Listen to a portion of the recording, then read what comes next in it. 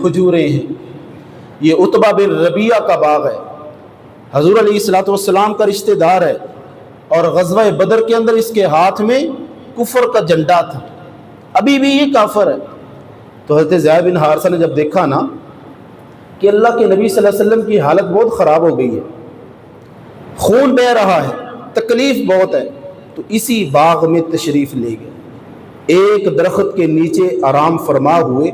تو عتبہ بن ربیعہ نے جب دیکھا نا تو دشمن ضرور تھا لیکن خونی رشتہ دار تھا، اس کو ترس آیا، اس نے اپنے ہاتھوں سے انگور کے خوشے اتارے، پلیٹ میں سجائے، اور اپنے خادم سے کہا عداس جاؤ جا کر رسول اللہ کی خدمت میں یہ پھل پیش کرنا اور انہیں یہ پیغام دینا کہ یا رسول اللہ آپ کو رشتہ داری کی قسم میرے یہ انگور آپ قبول فرما لیں۔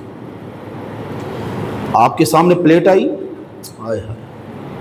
حضور علیہ الصلوۃ والسلام نے اس دین کے پہنچانے کا حق ادا کر دیا۔ آپ نے ایک دانہ توڑا خوشے سے، ابھی کھایا نہیں۔ آپ نے فرمایا عداس آپ کا نام کیا ہے؟ عرض کی سونیا میرا نام عداس ہے۔ آپ کہاں کا رہنے والے ہو؟ عرض کی اے اللہ کے نبی، یہ تو میں کہہ رہا ہوں نا، اس کو کیا پتا تھا کہ اللہ کے نبی